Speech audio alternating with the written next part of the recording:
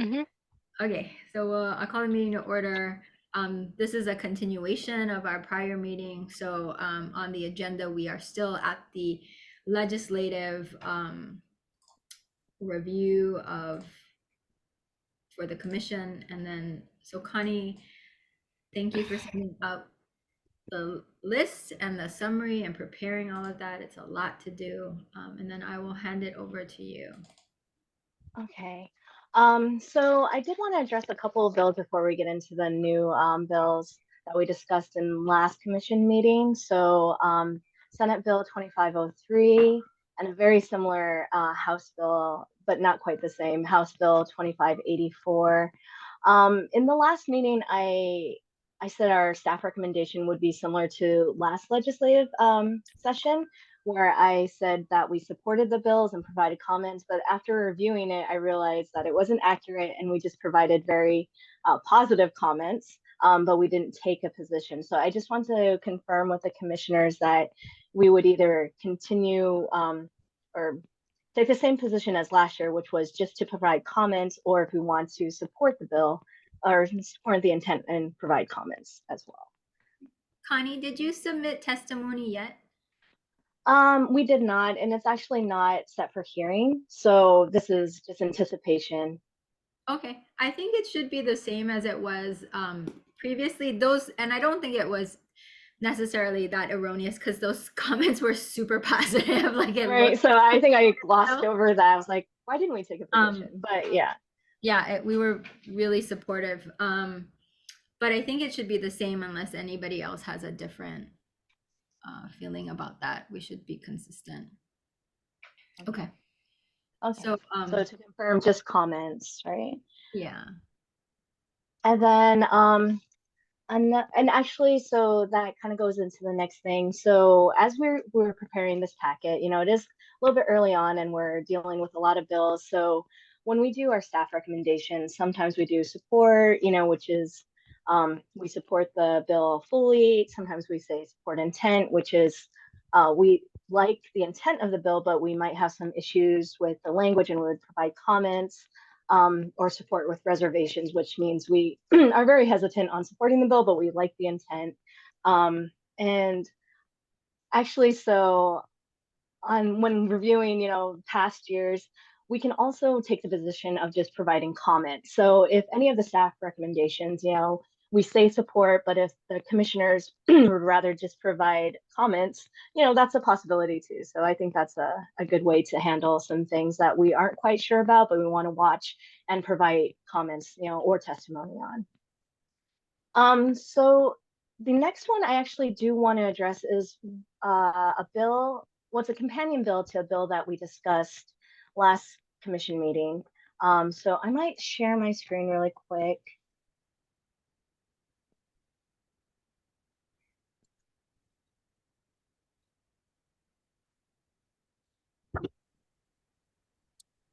Okay.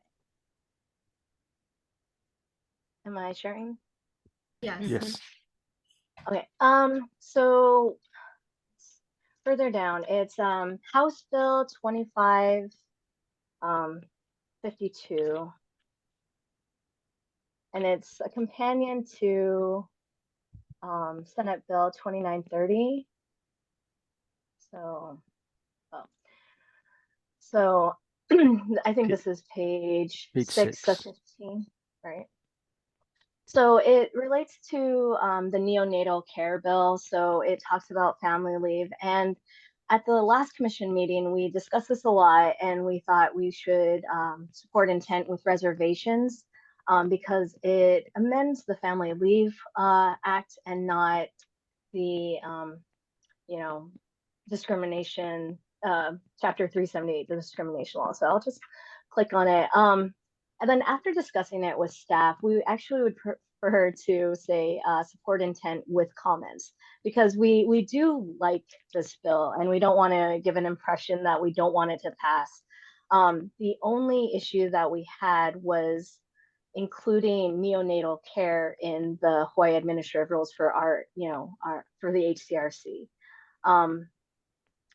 So I did want to bring it in front of the commissioners again, if it's okay if we change it instead of support intent with reservations to support intent with comments.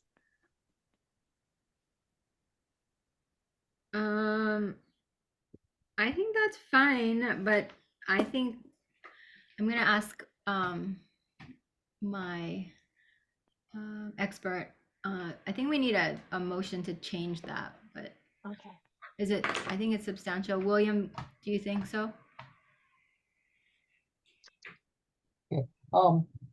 It'll be safer to start with just make a motion to amend Okay, on the recommendation, because the recommendation was adopted last time, correct?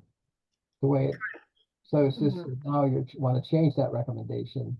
So to adopt, something that or to change or amend something that was adopted, yes, you should handle it that way. thank you. So I will entertain a motion to change, Amend. amend our position on HB 2552 and companion SB 2930 from support the intent with reservations to support the intent with comments. Do I have a motion? Oh, so moved. Thanks, William. Do I have a second? A second. Thank you. Is there any discussion?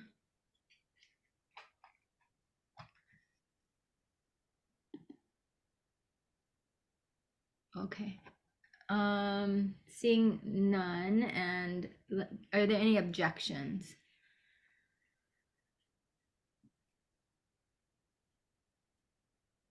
Hi, Joan.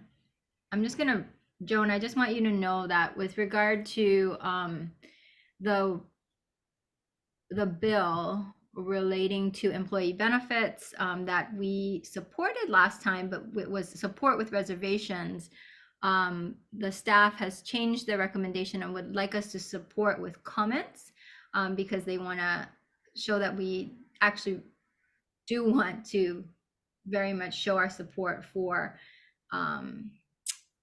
the supportive care related to premature babies and the neonatal care.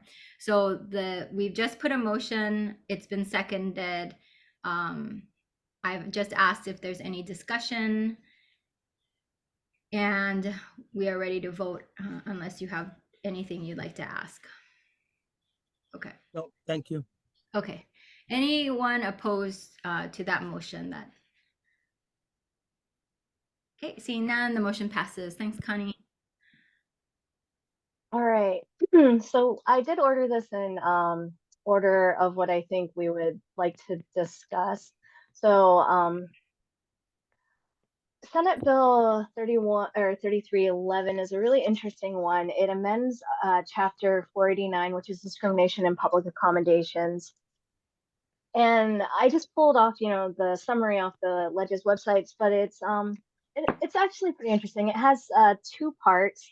One, it amends definition section to account for places of accommodation that might be web-based only without a brick and mortar physical facility. And then it also requires compliance with accessibility standards set by a nonprofit organization.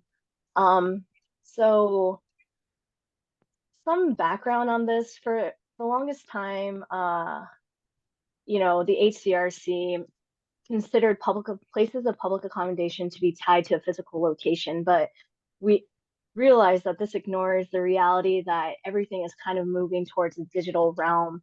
So this would, and in past years, we've been trying to take the stance that web-based only places of public accommodation that has visitors, clients, guests, things like that would fall under our public accommodation statute. However, this position hasn't been tested yet by anything at the commission or by state law. At the federal law, the Ninth Circuit has determined that there could be jurisdiction over a website if it's tied to, a physical location, but we don't have to follow federal law. We can be more expansive. So this is actually, in a way, nice because it clarifies and expressly states our jurisdiction over these web-based, places of public accommodation. So I just pulled up the bill. These are the new definitions that are added to Chapter 489. It talks about accessibility, applications, websites, and amends the definition for place of public accommodation.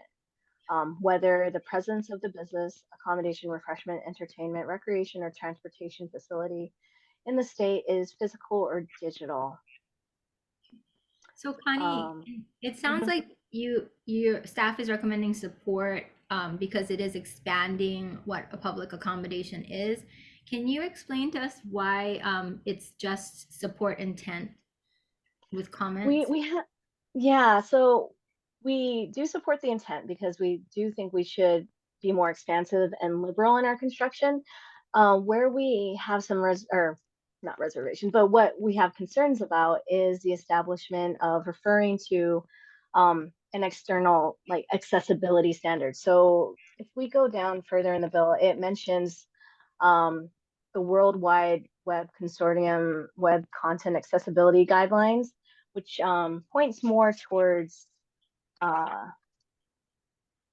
accessibility standards, and that's not something the HCRC generally enforces. So we take complaints that a place of public accommodation discriminated against an individual because of their disability. We're not going to be like, well, this doesn't conform to these standards and it must meet these levels. So that's where we're a little bit hesitant on our full support. But it's an interesting bill. So we would suggest support intent with comments about compliance with this accessibility standard. Okay, so you would support the expansion of the definition of a public accommodation because times are changing and that the public spaces are moving online as well, but you do not think that a definition of that space should be defined by the World Wide Web Consortium. Right. Okay. Do you have a suggestion as to what it should be defined as? I think just to be as broad as possible, we might just say it must be accessible to individuals with disabilities. That's how we would treat it with physical spaces as well. If it is accessible to a person with a disability so they can fully enjoy that place of public accommodation, then discrimination hasn't happened. So that's kind of how we now analyze the cases at this point, and I think that would continue if we are able to just get rid of that section, provide comments that it's unnecessary because that's how we would interpret existing law, at least. And you have interpreted it that way? Marcus might be able to comment more on this, but we haven't had a case go all the way through the commission. I'm not sure if we've had a case where we've interpreted. Yeah, I would say that we have not had a case like this because the way the law is written, we've interpreted as needing to have some physical locale. So this is something that I think conceptually we understand the world is heading. And so this is not something we are standing in the way of. I mean, if this is what the legislature wants to do with regard to public accommodations, I think we are in agreement that, yeah, it's time to do that. Okay. I just want to pass. Oh, go ahead. No, I also want to say just we sort of brought in the heavy hitters for analysis of this one because we did consult with Bill Hoshijo, and he did take a very close look at the law and provide some history and background. And so I think our staff recommendation is consistent with our, the evolution of our position on this topic. Okay. Right. Sounds good. And then so you would be willing if the ledge asked to then put a definition of that and add to the administrative rules with regard to public accommodation? I think we actually don't have any administrative rules on public accommodations yet, so we would have to write them, which, we might want to at a later date, but right now we don't have any administrative rules for public accommodations. Okay. Okay. I also just wanted to, I don't see anybody else on my screen, but that doesn't mean that there isn't anybody present because I'm not too technologically advanced. But if there, I would call for any testimony if there is anyone who would want to testify on any bill that we're discussing. And I just wanted to make sure that I made that clear on the record. And especially if there is somebody here. Okay. Seeing no one, we will move on. So does anybody, I think we're clear, we're going to support, and the recommendation is support intent with comments. Do I have a motion? I think William raised his hand to provide a motion. And then do I have a second? Second. Thank you. And then is there any further discussion? And I'm so sorry, everybody's in little boxes, so I might not see you, so you just have to verbally say something. Okay. Hearing none, I will call for the vote. Are there any objections to the staff's recommendation to support SB 3311 intent and with comments? Okay, hearing and what I can seeing none, the motion passes. Okay, thanks, Connie. Next. All right, so the next bill is Senate Bill 2689 relating to the expungement. The preamble to this bill relates to, marijuana offenses. And this actually does have a companion bill that I want to identify because I put out the packet a little bit too early without checking. It's House Bill 1595, and they're the same. So it creates a statewide initiated process to expunge records of arrests and convictions at no cost to the record holder. So we would recommend, support with comments. This actually might be support intent with comments. That might be a typo on my part. Because expungement doesn't occur automatically. So we see a lot of times people with records that should have been expunged, but employers might use that against them in the employment hiring process. So this would make it easier and remove a barrier for those people with arrest and court records. So even deferred acceptance of guilty or deferred acceptance of no contest pleas that should have been, expunged after a year.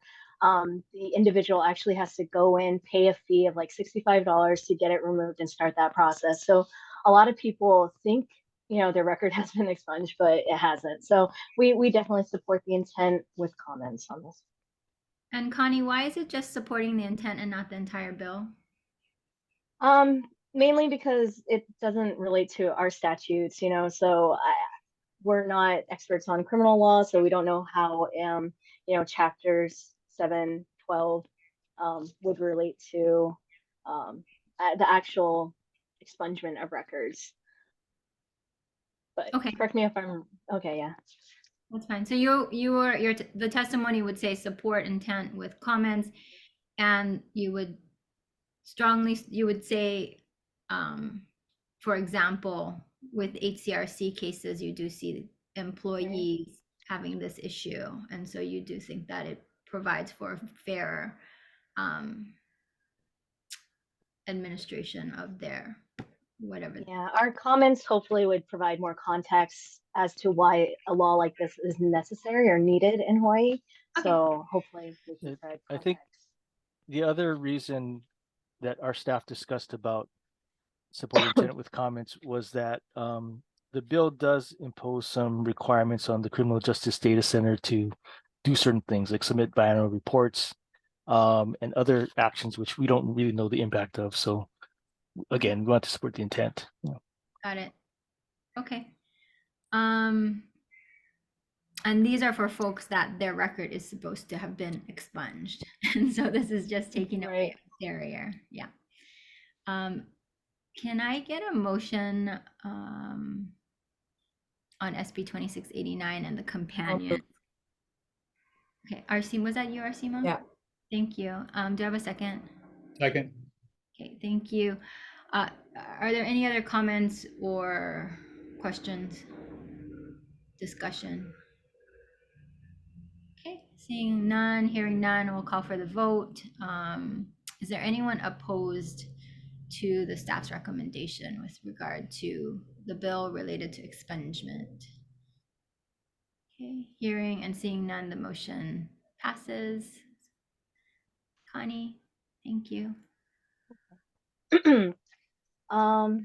So next is Senate Bill 2670, companion bill, House Bill 1799 relating to preferred names. This requires the Department of Education to implement a process to allow students to use their preferred names. And it also, in the process of changing to preferred names, includes updating transcripts, diplomas, certificate of completions, among the records to be updated. So we recommend supporting with comments. You know, this would help individuals who use a different name to demonstrate they've completed educational requirements. We've supported similar bills in the past regarding, you know, updating marriage certificates, driver's license, etc. So we recommend supporting the intent with comments. And are you supporting intent, recommending supporting intent because you are not familiar with how this is done at the DOE? Primarily, yeah, because it does require the DOE to implement the process. So we definitely like it, but we recognize that the DOE is the one who has to, you know, implement it if it passes. Okay. I will ask for a motion and then we can discuss. So moved. A second.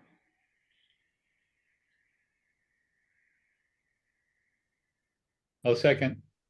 Thank you, John. Discussion. I'm curious, the way this bill reads, it would presume that there already is a process. And if okay, our recommendation is to support the intent of this, right? Right. With comments. Correct.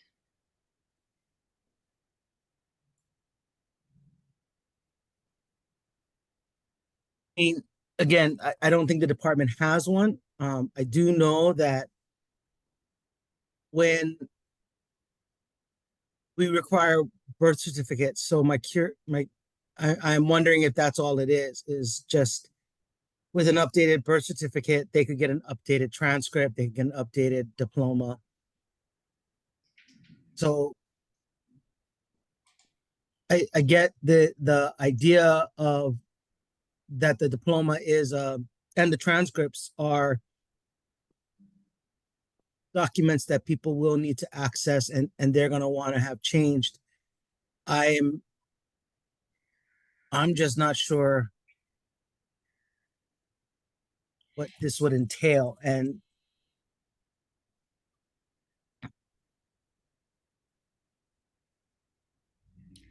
Well, it seems like, and Connie and other folks who are more familiar with review of it, it seems like that the department is asked to implement a system where a student can use a preferred name on their records where a legal name is not required by law. So, for example, it could be a school issued email address, campus identification card, class rosters, transcripts, and then diplomas or certificates of completion of courses or other similar records. So you're right. I think it's asking the department to create a process to allow this to happen for students. May I comment? oh, Or go ahead. Sorry. elucidate the process for folks who may need to do this. I guess having a system to streamline this process would reduce confusion and like the staff who may not be aware of that this exists. So having a system provides clarity and like sometimes awkward communications between a student and who may want to have their school email address be their preferred name. So that I think that's what this helps with that. Okay, it's helpful, Joey. I completely understand. I understand what it is asking to have done. But even in your explanation, Leanne, there is a thing that of these items, the school issued email address, the campus identification cards, the class rosters, the transcripts and diplomas. Okay. 4 out of 5 of those items are actually related to effectively the student's birth certificate. So, you know, the school issued email address, maybe, but right now, all of these things, and now that I think about it, our school is probably one of the outliers, but starting next year, our school issued email addresses will come from the same entity that does our class rosters, that does our campus identification cards, that's tied to our transcripts, and ultimately is tied to our diplomas. So all of those are tied directly to the birth certificate information that families provide to us. So if I would imagine that our comments would include a question about, does a system like this exist? And if this is for things that do not require a birth certificate or what have you,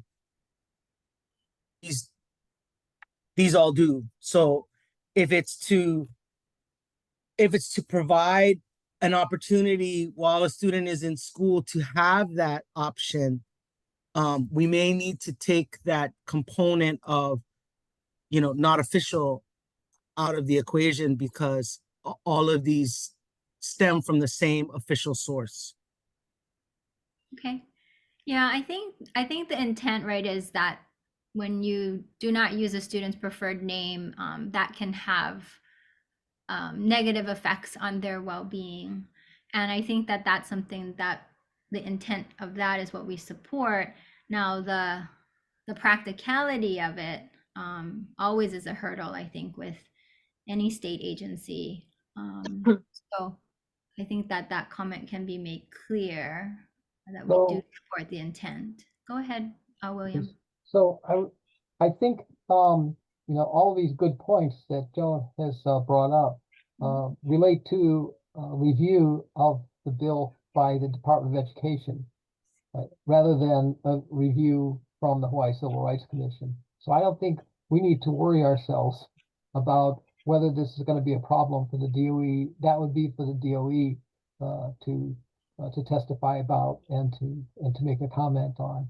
So all our comment needs to go into, without going into a lot of detail, is, you know, we would just say we would be we're in favor and in support of the intent of this, and our comment is so long as, you know, that it doesn't create an undue burden on another department such as the Department of Education, just because that's up to them to bring their concerns forward.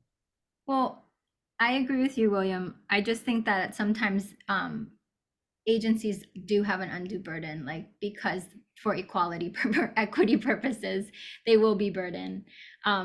But I do think that you're right, they need to comment on what it is that they can and cannot do. And it's not for us to do that.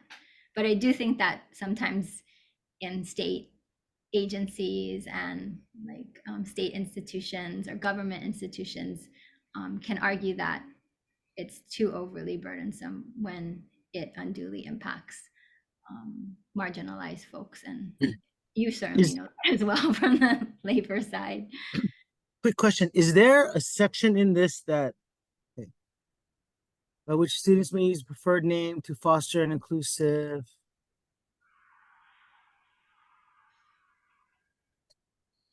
So I know that this is not really ours to deal with, but I am curious, and I understand the areas where this may matter. Uh, I have a student whose name is Nicole, but um he prefers the name Nick. All of the documents that are attached to Nicole identify Nick as female, but Nick identifies as uh, non-binary, so prefers Nick. I get that, but and I also get that we have students who have their what they call their government name, and they would prefer to go by another name. So all of this makes sense. Um, but I'm a high school teacher who was also a middle school teacher for several years, and I'm wondering to what extent, because I don't, most teachers at the start of the year, most teachers that I know will ask the students, is there a name you prefer? You let me know, and that's what we'll go with. Um, and inevitably there's always the one that I want to be called Stoner Girl. I want to be called Bong Water. I want to, you know what I mean? Like, so to that level of preference, that's one. Like, I in defense of Bong Water, but the the other thing is that will this apply? Will this map be allowable? Because a student may want to go by a preferred name and their family does not agree. Will this be subject to parental approval? Right, so that even if the department comes up with something or what have you, we have a lot of families that are in denial, and so we still be stuck there too. So those are just two things that, because effectively what this does is a more formal way of doing what generally teachers will do in their classrooms. The teachers that are not jerks, right? So like let you be you, but that makes sense, and it'd be a great thing to do.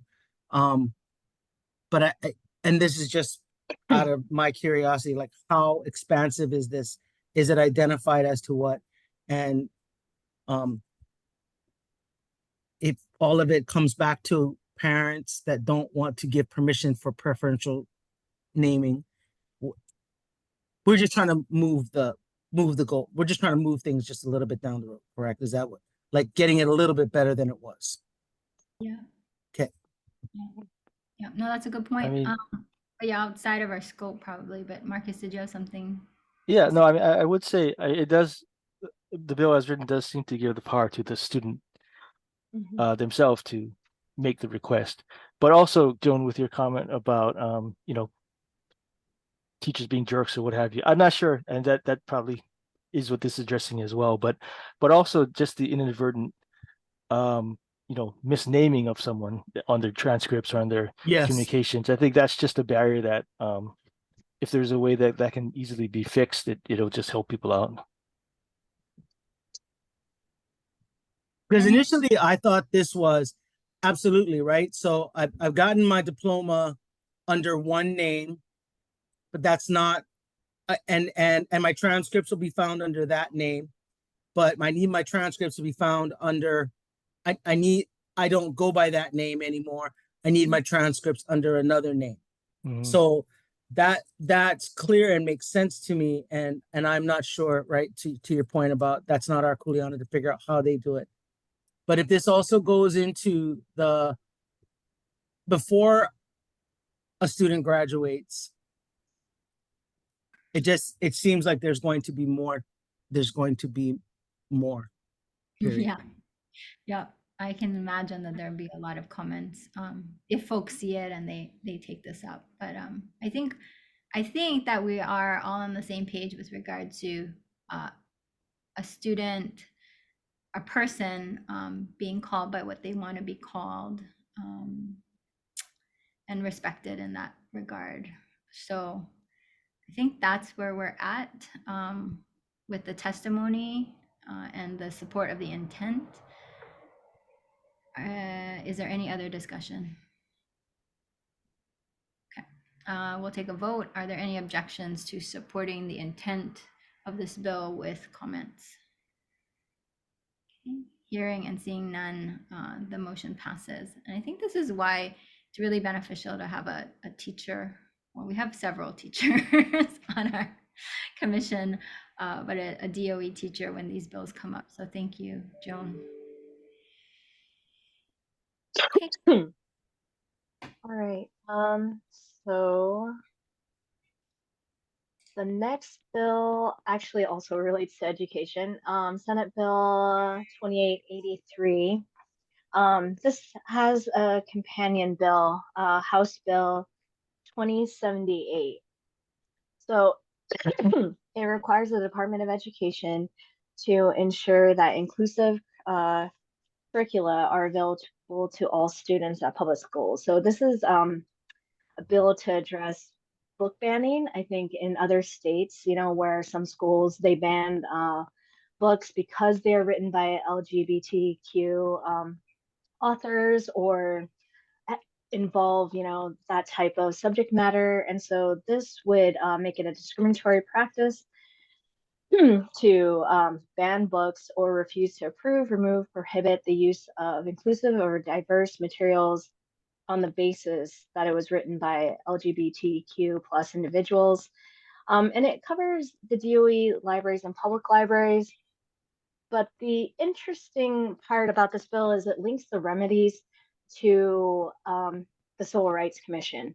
So it mentions that anyone who feels they are discriminated against can file a complaint with HCRC. Let's see, where is Mhm. that? Oh, right here. Section D. So we support the intent, but we oppose linking remedies to HCRC jurisdiction because generally we don't have jurisdiction over students, things like this. This is DOE libraries, if I'm not correct. And so I think there's no clarification on why they're linking it to the Civil Rights Commission, other than possibly trying to take advantage of, the remedies that our jurisdiction would have. And so this is a bill that we might want to provide alternative language on how to file, civil action and what type of remedies would be available there, to include things that, would be remedies under civil rights under our jurisdiction, to include, compensatory, punitive, attorney's fees, things like that. So it's not just, a civil fine or something, or injunctive relief. But injunctive relief would probably also address the issue as well.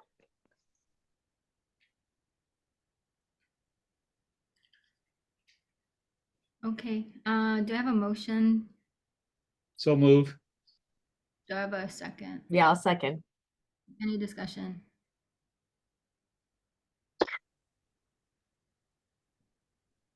I just want Connie in the testimony to be clear why we don't feel that that we should have jurisdiction over this particular type of complaint, because the HCRC is a more user-friendly remedy and forum, less expensive, right? And all of those things for these kinds of complaints. So I'm not saying that it should be the forum. I'm just saying that then to send somebody for civil action where they would have to do it pro se, or they'd have to the time and the money, it is another hurdle.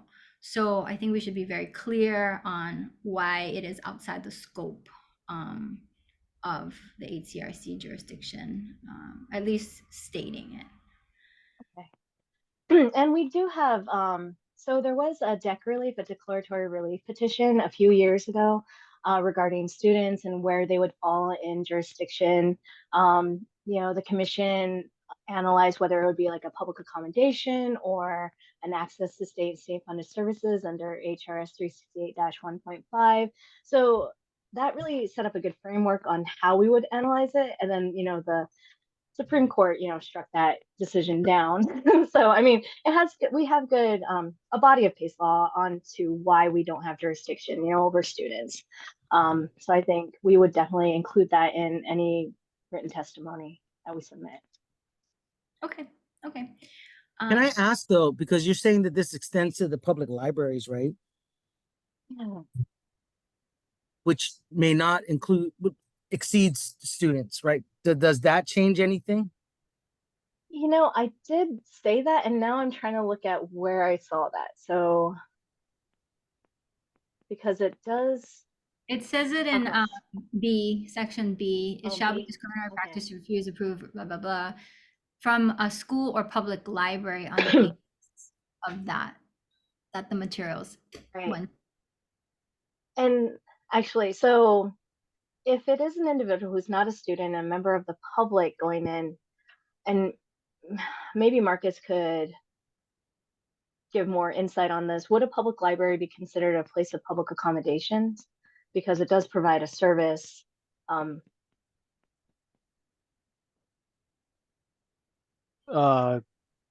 Yes, but I haven't really thought about this because we didn't really talk about it, but it potentially, yes, that could be an access claim. On the other hand, I'm looking and seeing, I think the only mention of public libraries in that B subsection, so it doesn't quite match the rest of it, does it?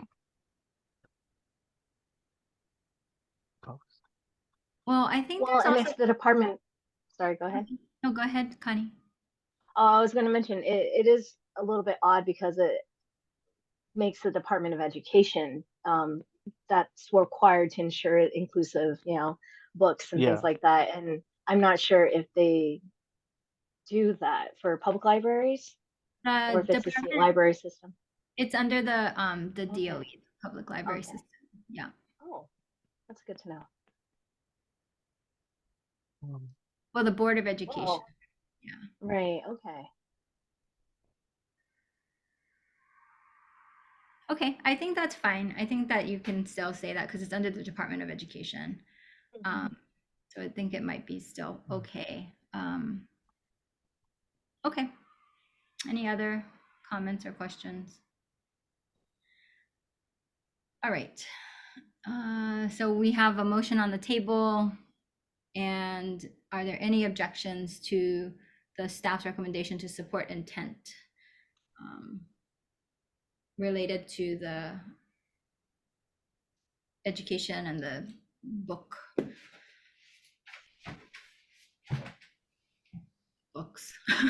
Seeing none, hearing none, motion passes. I don't like saying book banning. All right, moving on to House Bill 2731, relating to sex-based athletic competition in school. This one is similar to a bill that we discussed in last commission meeting, House Bill 1740, but it has a little bit simpler language. So our recommendation is to oppose this and to provide comments on why we oppose it. Okay. Do you have a motion? So moved. A second. Second. Thank you. Any more discussion or any discussion? Okay, seeing and hearing none, I'll call for the vote. Is there anyone opposed to adopting the staff's recommendation? Okay, seeing and hearing none, the motion passes.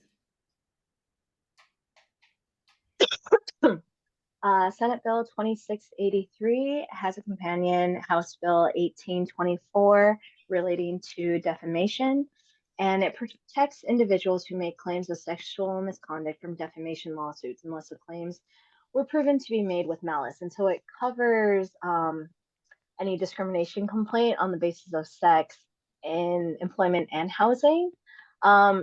We are hesitant on recommending a position, but we do think we should provide comments. We do recognize, that people shouldn't be retaliated against for making a sexual harassment claim in employment or housing. And retaliation could include, being sued, for that. But we had some concerns about First Amendment rights or the ability to, have a lawsuit against, file lawsuits if they are able. So we would recommend providing comments, even though we recognize that, sexual assault or sexual harassment is difficult to prove. And there are cases where you can't prove it to have happened or, so it's an interesting one. Okay, do I have a motion? So moved. Okay, a second? I'll second. Thank you. Any discussion?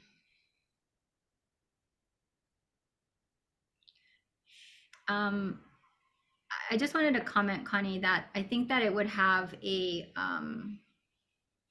dampening effect on folks actually being willing to come forward. It's already hard enough to come forward with sexual harassment claims or any kind of claims in that regard. And so it would have, I think, that type of effect if there was this type of community so if there's no other Well, I think I've heard, or if I read it correctly, I think it protects the individuals who made the claim of sexual harassment, right? So the accused harasser can't bring a claim of defamation against the victim in this case. So it would actually protect, it does try to protect, individuals. So they won't think about getting sued for saying they were sexually harassed by their boss, big CEO guy. And Marcus might be able to provide more information on this. I know there are issues, on preventing people from being able to file a lawsuit in court, if they are able to. So we do support the intent, but I would feel more comfortable just providing comments. Yeah. And what are our comments? I'm sorry, Mark. Our comments would acknowledge that, sexual harassment is really difficult to prove, but that doesn't mean it's made with malice or that the victim is making things up. And so we recognize that we don't want any retaliation, but retaliation is also already prohibited. Right, exactly. So I think, if we can just provide, comments and context. Okay. Yeah, I think this is sort of a position that in some ways doesn't sit well with me, but there's a particular reason why we have a concern and why we mentioned First Amendment rights. And it has specifically to do with housing discrimination cases, because and also employment discrimination, but housing discrimination is where there's been some history where over the course of time, our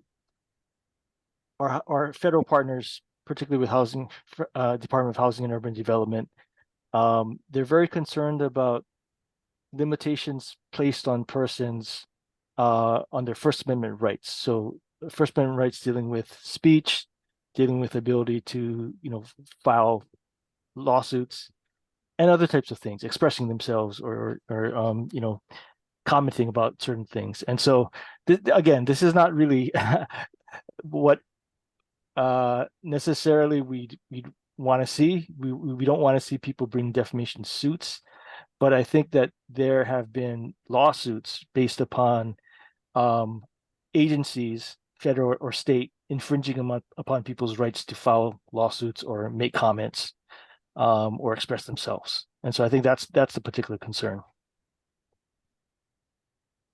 So just as a footnote, I guess, there was a famous UH professor case, maybe 10 years ago or maybe longer, I know, but in which it was a sexual harassment case. He was charged, but then the case was dismissed and he turned around and sued, and the suit was successful. because there was, I guess they were able to prove malice, you know, and the standard um, criteria for defamation.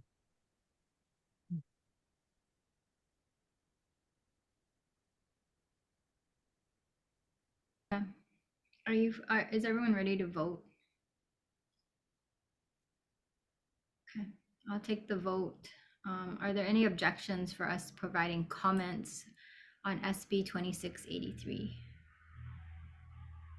Okay, seeing and hearing none, the motion passes.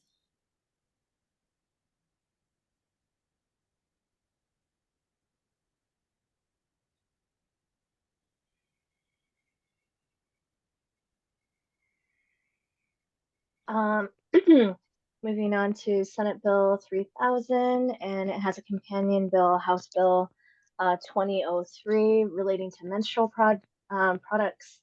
So it requires DAGs, or Department of Accounting and General Services, to provide menstrual products at no cost in specified restrooms and public buildings maintained by the department. So this is a similar bill that we discussed in our last meeting, but this relates to, you know, DAGs, public buildings. The one we discussed earlier last meeting was menstrual products at UH. So we would recommend the same position of support intent with comments. I think I just put support there because we do feel like menstrual equity, you know, removes a barrier for, in this case, working women or even members of the public. So. Do I have a motion to support? So move. Okay, second. I'll second. Thank you. Any discussion? Okay, seeing and hearing none, call for the vote. Is there anyone opposed to support the staff recommendation of support for SB 3000? Okay, seeing and hearing none, the motion passes. All right, House Bill 2079 relating to health. There's companion bill, Senate Bill 2882. This relates to gender affirming healthcare services. It clarifies jurisdiction over the Uniform Child Custody Act involving children who obtain gender affirming healthcare services. So I think this is in response to laws from other states that allow a state agency to remove a child from their parent or guardian based on that parent or guardian allowing the child to receive gender affirming health care. So we support the intent with comments, just to provide context.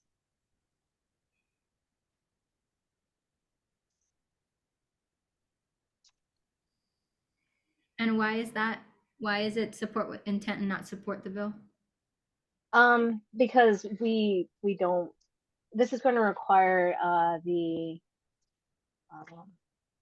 this is relating to controlled substances, which is something that we don't, you know, enforce at all. It's out of our jurisdiction, out of our expertise, and we would defer to the agencies and departments that have to implement this.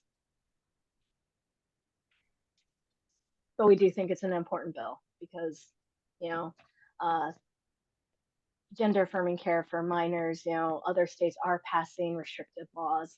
And so this would address that. Hawaii, you know, has a policy of not enforcing those states' laws. Okay. All right, thanks, Connie. Do I have a motion? So move. Second? Second. Okay, any further discussion? Okay, seeing and hearing none, I'll call for the vote. Anyone opposed to adopting the staff's recommendation on the gender affirming care bills? Seeing and hearing none, the motion passes. All right. So Senate Bill 2669 relating to gender affirming care. This is, provides for an exception to certain in-person consultations and examinations to provide or to establish provider-patient relationship for purposes of gender-affirming treatment via telehealth. And so this is important because it expands the access to reach individuals who might be trying to seek gender affirming care, but live in rural communities or communities who might be a little bit, less welcoming to individuals who require gender affirming care. So we recommend we support with intent with comments. Can you articulate the support intent and what that would sound like in our testimony? I think in these contexts, we recognize the need for expansion because, this is a community that has been ignored, marginalized, and they don't necessarily have access to a lot of healthcare, and that's really, it's one of the main things that people need access to, healthcare. So it can impact all facets of life. So we would provide comments and context in that way. So while supporting the intent, but recognizing that it's not within our jurisdiction. Okay. Okay. And we Thanks, don't Connie. know all the, But it brings about a more fair and just community. Right. Okay. Okay. Do I have a motion? That's all we do. But so moved. Thank you. Do I have a second? Second, Any further discussion? Okay, seeing and hearing none, I'll call for the vote. Is there anyone opposed to the motion? Okay, seeing and hearing none, we approve the staff recommendation for SB 2669. And I do want to emphasize, if the commission feels that it's more appropriate to just provide comment instead of, taking a stance, that we can also discuss that as well. For driver's license, we recommend just offering comments. So House Bill 2116 relating to driver's license.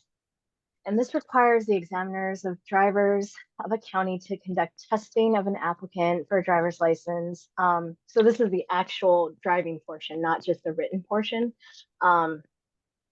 in languages other than English at the request of the applicant. It only lists, I think, 15 languages, and it doesn't say or more as necessary or more as requested. So it is kind of interesting.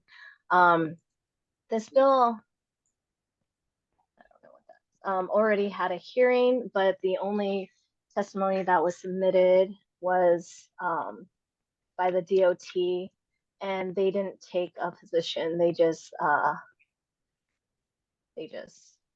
commented that they would need more funding if this would pass, and clarification. So these are the following languages. So for instance, if someone requested to take the exam in French or German, they wouldn't have to be given the exam in that language. So we would recommend offering comments that it appears limiting to only these languages, and maybe ask for clarification why they chose these languages. Maybe it's part of their, maybe these languages were identified, as languages that are often requested, but they aren't able to accommodate. We don't know why they chose these languages. So we would recommend just providing comment that it should be expansive rather than limiting to these languages. I wonder if this list of languages parallels the ballots and voting information that we provide to people so they can vote. I don't think they have all the European languages, but I'm pretty sure they have every one of those. Maybe that. Yeah, we were kind of discussing and speculating what the reason was that only certain languages were listed. So we didn't think of that, but that that could be a reason. And I mean, the intent could be to try to be expansive, or the intent could be to be limiting and exclude certain persons. So we just don't know. So our position is that we would want to be as expansive as possible to allow folks to take the practical driving tests. Right, yeah. So not limiting it to those languages. So if they're going to offer it in, languages other than English, they should be as expansive as possible.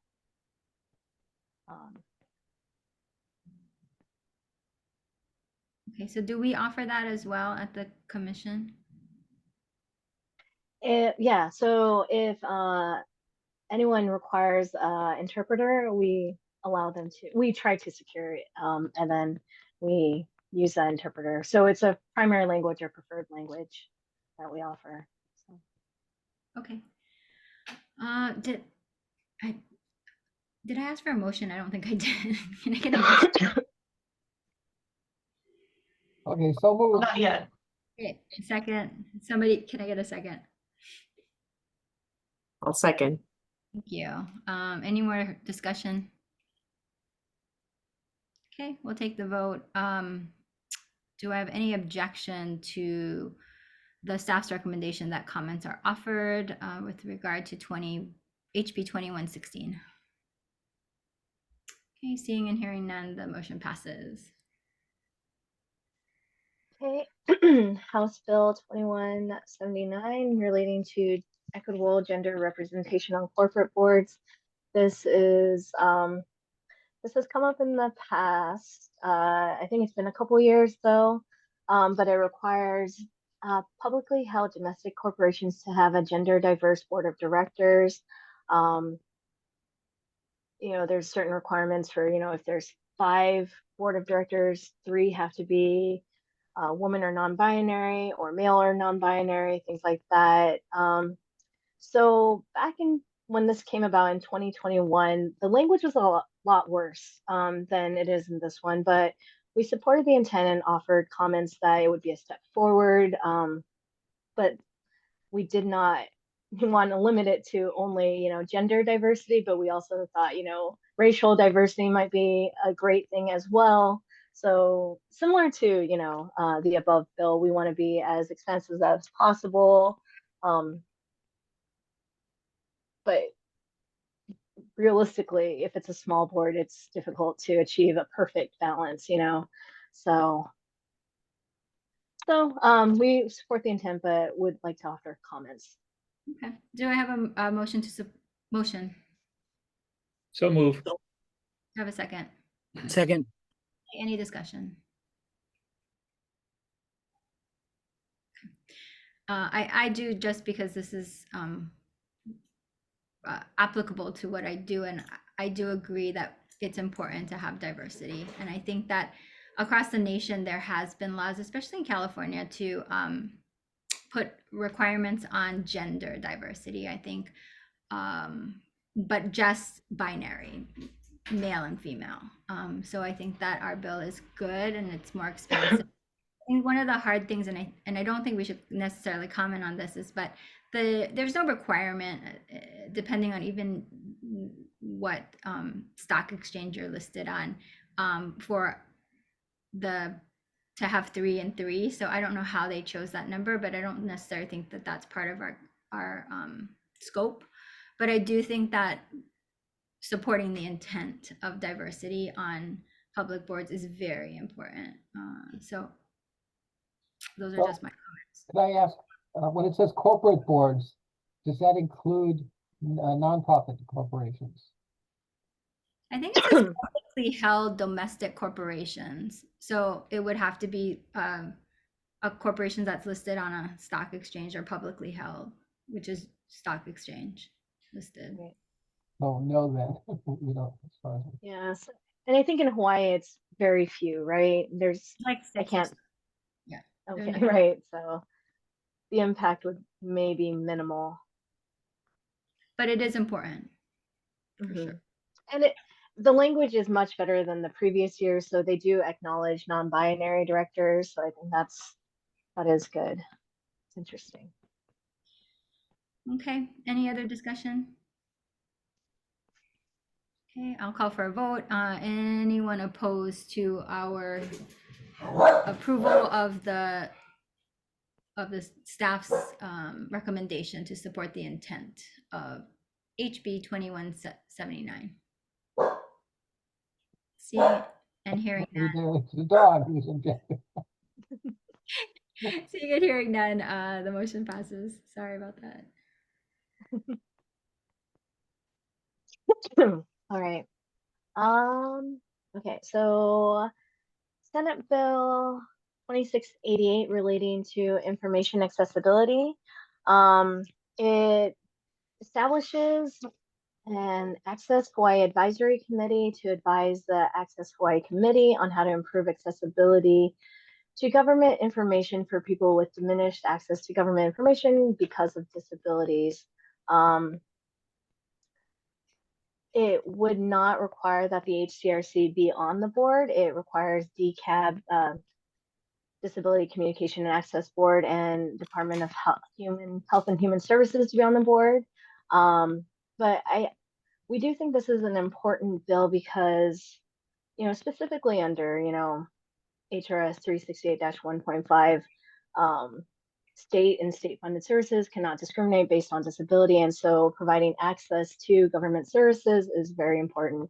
So we support the intent, but we recognize that it would require DCAB and DHS to, take the lead on this. But it is something that I think we should be interested in because we do enforce the access to state and state-funded services, Okay, the anti-discrimination law. thanks, Connie. Do I have a motion? So moved. Thank you. Do I have a second? I'll second. Any discussion? Okay, seeing and hearing none, I will call for a vote to approve the staff's recommendation to support the intent of SB 2688. Okay, seeing and hearing no objections, the motion passes. Excuse me. Senate Bill 3290 relating to American Sign Language. It also requires DCAB and DHS to convene a working group to study the state of American Sign Language in Hawaii. It similar to the bill right above it, it doesn't impact us, but we always support, greater recognition of ASL and deaf culture. So we would support intent and provide comments as needed. Okay, thank you, Connie. Do I have a motion? I'll move. Oh, sorry. I back off. Do I have a second? That Arcila? That was Arsema. Yep. So we just need I'll a second. second. Oh, beautiful. Thank you. Any discussion? Okay, I'll call for the vote to support the staff's recommendation to support the intent of SB 3290. Are there any objections? Okay, seeing and hearing none, the motion passes. Okay, Connie, 2781. Senate Bill 2781 relating to disaster services. This is an appropriation bill. It appropriates funds to establish a position of limited English proficiency language coordinator within EMS. It declares, general fund expenditure ceilings exceeded. We support this bill. During the Maui wildfires, pretty much all of the coordination was for agency coordination for providing agencies or individuals with interpreters fell on the Office of Language Access, OLA, and they have very limited resources. They're understaffed, and they're not really tasked with being coordinators, so they didn't know how to coordinate with different interpreting services, things like that. So this would address the issue, especially in emergency situations, to create that position. And we recognize that Hawaii has a diverse population. Many people speak a language other than English, at home, and certain populations have an even higher percentage. So I think this is a really important bill. So we would support um, support. I'm not sure if the commissioners wanted to support intent with comments, to provide context, but that's our recommendation. So the staff's recommendation is to support SB 2781. Do I have a motion? So moved. A second? Second. Okay, any discussion? Okay, hearing and seeing no discussion, we'll call for the vote. Is there anyone opposed to support of SB 2781? Okay, seeing and hearing no opposition, the motion passes to support SB 2781. Okay, Connie, 3252. All right, so we are doing really well on time, I think. So Senate Bill 3252. The next few deal with a constitutional amendment to protect. Oh, this one actually is reproductive freedom. So the other ones are marriage. But so this would amend the state constitution to prohibit the state from denying or interfering with an individual's reproductive freedom. So this basically, would put it on the ballot, let everyone decide. It includes the right to choose abortion or contraceptions. And I think this is, in response to what's going on around the nation, restricting reproductive freedom. So we would support this. So the staff's recommendation is to support proposing a constitutional amendment to protect the right of reproductive freedom. Do I have a motion? I'll move. Thank you. Do I have a second? Second. Thank you, William. Any discussion?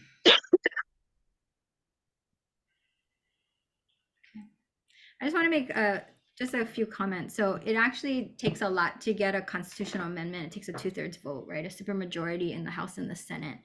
And then when it gets on the, if it passes and then it's put on the ballot, it takes I think a simple majority to pass it, but blank votes are counted as no. So when it's on the ballot as a constitutional amendment, it's very important, if you are supportive of this type of constitutional amendment, that there be a lot of outreach and a lot of education on it. Folks that have been through constitutional amendments before, which I think most commissioners have been, and staff probably know that it's an uphill battle. But as far as the intent and the importance of expanding the protection for reproductive freedom, I think that the commission has always taken a clear stance on protecting that. We did last year as well. So those are just my comments. Does anyone else have any comments? Okay. Seeing none others than myself, I will call for a vote. Is there anyone opposed to supporting SB 3252? Seeing and hearing none, the motion passes. All right. Connie, you just, I don't know if you, but folks need to really be educated on this issue. If it doesn't get passed as a constitutional amendment, it will be not. It would be very counter to that effort. Right. Not that that's your job to do that, but just No. if you do have your ear to the, Right. pulse of what's going on, it's good to know. So the next couple bills relate to a constitutional amendment to relating to marriage. There's several that are very similar. So we'll just take them, I guess. Senate Bill 2884 and Companion Bill, House Bill 2080. It amends the section relating to marriage that takes away the legislature's power to limit it to opposite sex couples.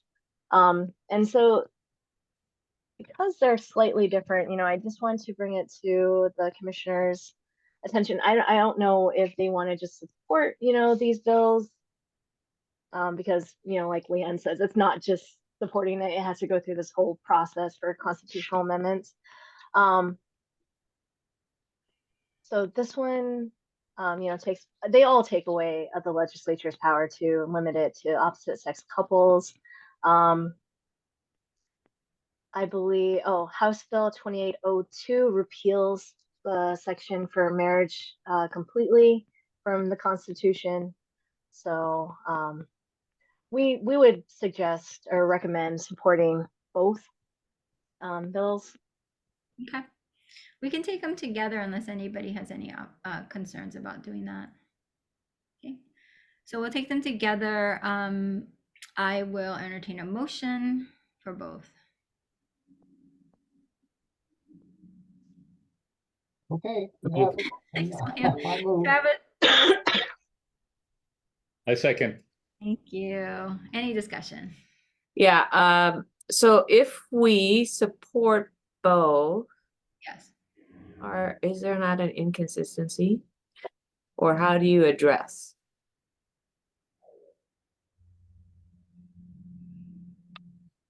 Is there a way to get them both on the screen together?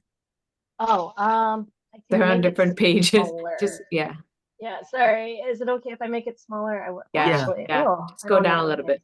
Oh, Oh, it jumps. You know what? Maybe I will switch to Word.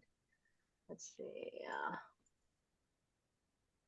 So then I can squish it together, hopefully. or would you say we support but only one or the other? I'm just I don't- sorry, just trying to figure Well, out how that would work. Yeah.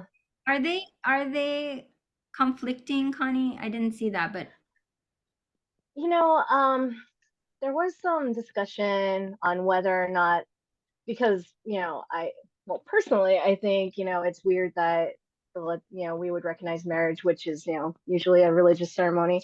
But concerns that, if we take away the ability or marriage completely, people might want to marry a rock or their dog, or something like that. But I don't know if that is even an issue. So it looks like the second bill there is taking away the current language.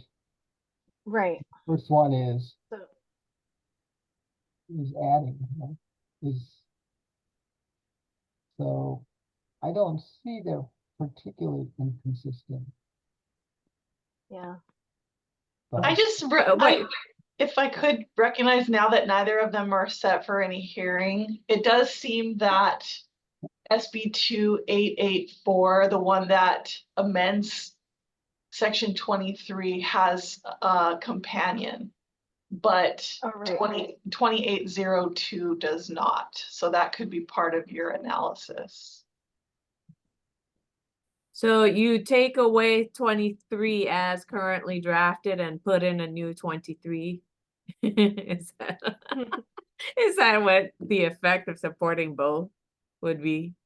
yeah. That's a fact. So one is it takes away 20, Okay.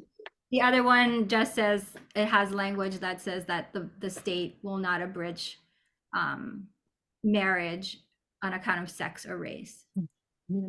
So it adds race in there. I mean, Right, but the other 2802 is taking out the legislature's whole ability completely. to, Right. right. But then you put it back in, or is it not?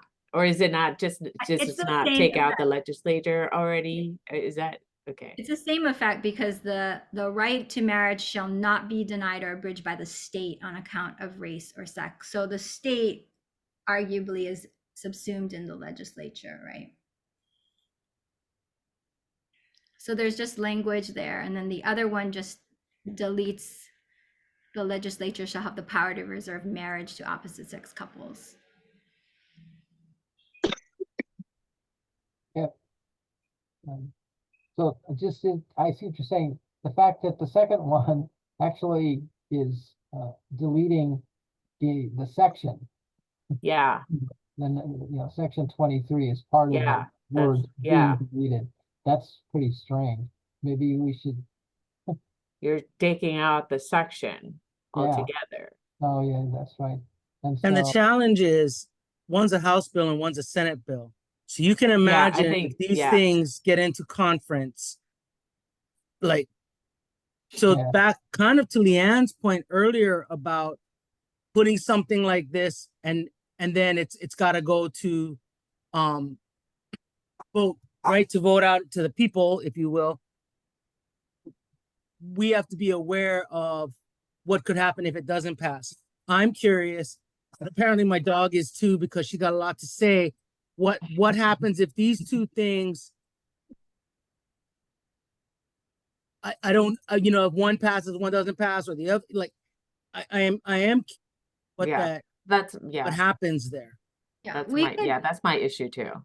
what we can do is we can support the intent, because what we want to do is, it's basically in saying that through our constitution, the right to marry is not determined by the legislature or the state.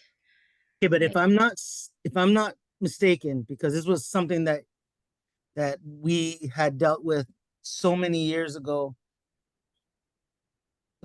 thing, right, was, and funny because that term "let the people decide" is back in again, and it's this tried to come up again, like go back, and it was try to put it to the people, and then it ended up just being something where the legislature got to decide about the who gets to marry.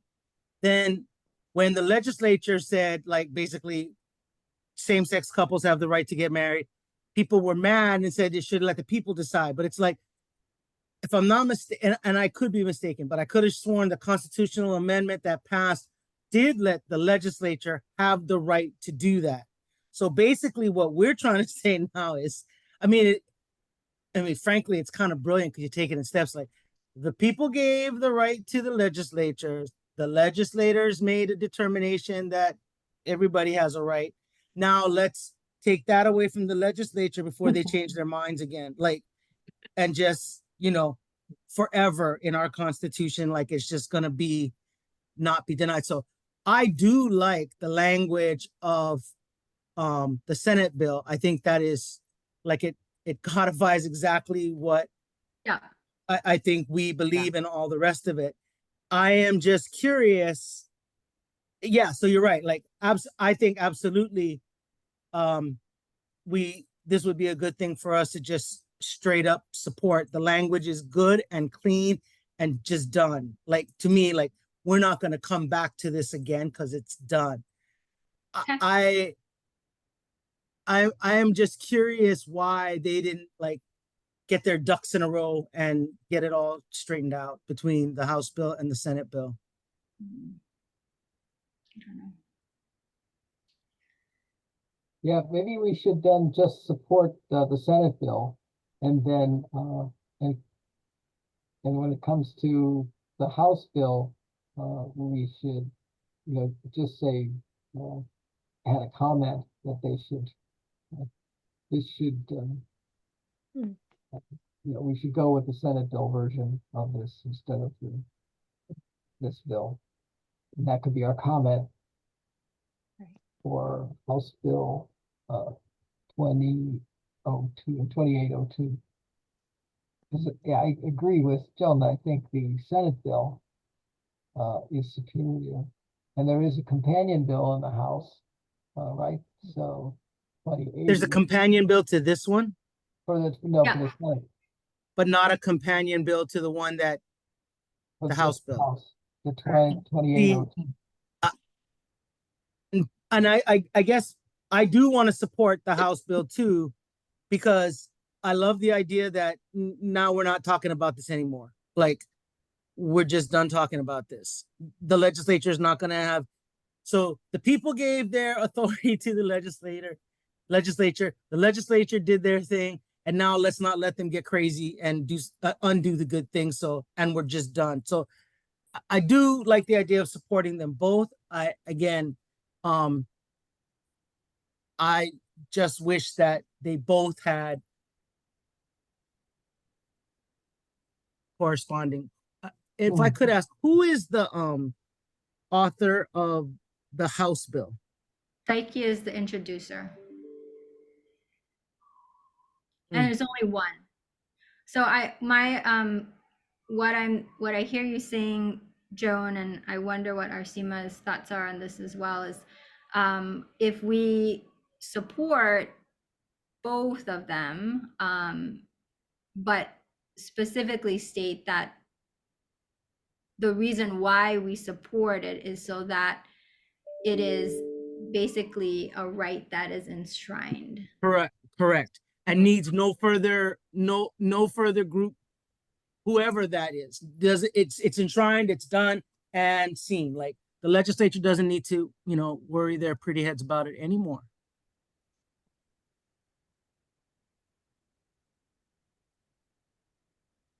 Do I have a motion to amend our, is it amendment, William? I don't know No, that. because you haven't adopted it yet, so I think you can just Okay, okay, informally. okay. Any more discussion? It's a good topic. I'm glad we're talking about it. It's important. Okay, seeing no more discussion, the motion is to support both SB 2884 and its companion, as well as HB 2802, making it clear that the commission believes that this right should exist and not be changed, the right to marriage equality. Is there any objection? Okay, seeing and hearing none, the motion passes. And Joan, you're 3:30, you have to go?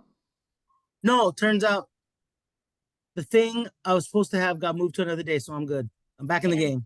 John, you had to go. I can stay until 4. Okay, I think we can get this done, I think, Connie. Okay, next one, relating to employee So the next one on the list we've actually already discussed because it's a that's right. companion bill. Right. So now we made it. So these are the bills that we recommend monitoring. Some we might want to monitor a little bit closer than others. And then if we have to, or if we feel the need to provide comment, we'll bring it in front of the commission again, to see if we can decide on the position. So House Bill 2470 relating to contested cases. It clarifies when a final decision. Oh, I don't know go that ahead. you need to review. I mean, if you want to, we can. But I don't think that you need to review them all, because you did give us the list. Does any of the commissioners want Connie to go through each of them? We certainly can, but I didn't want. I do. Oh, sorry. What I did want to just say is that if anybody had any concerns with the monitoring of any of these and wanted to have us to take a position right now or to do something different than what staff recommends, then we should talk about it at this time. But otherwise, these bills that are stated on page 6 through 15, I think we will, I'm sorry, 6 to 10, we will continue to monitor. But Connie, what did you want to say? Oh, I did want to mention that we did receive public comment on one of the bills that we are monitoring but not providing testimony on. That's Senate Bill 2638.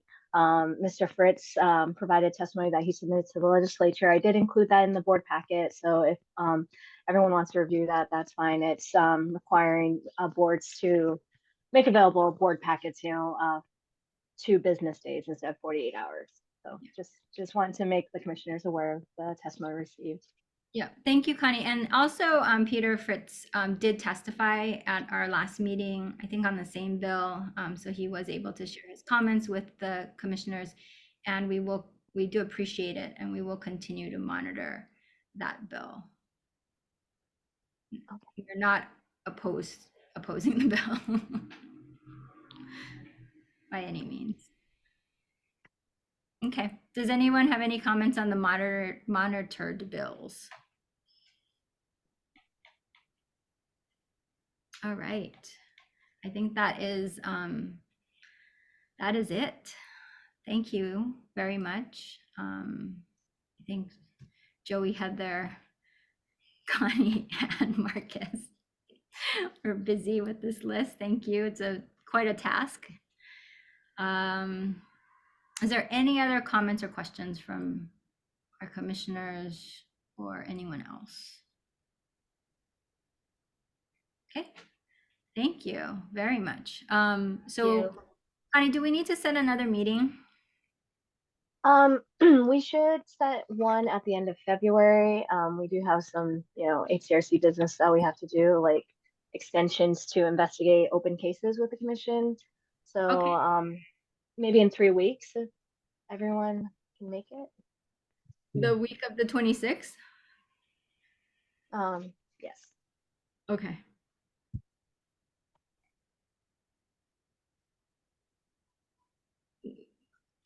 Joan, you said school was not good on Tuesdays. Yeah, Tuesdays are rough. Okay, that week's kind of crazy. Weirdly enough, and I don't know if how bad this is for anybody else. The Monday, I'm open after 1 o'clock. I can do Monday at 1. Arsema, John, Salt Williams. Yeah, Monday one is okay. I have something at 3. Arsema, how are you? Checking. Might have to travel. I'm traveling the week before, but I think I'm back by then. Yeah. Let's try it. Okay, 1 o'clock, Monday the 26th. Is that okay with staff? It's good for me. Yes, fine. Right, Connie, you got your meeting. Okay, I think that's it. Any other announcements? Okay, that's the 26th, right? Correct, the 26th. Okay, February 26th, right? February 26th, Monday. Okay. Okay, we'll see everybody then. Thank you very much for your time and your efforts, and have a good day. Talk to you later. Thank you. Thank you all. Take care. Aloha. Yeah.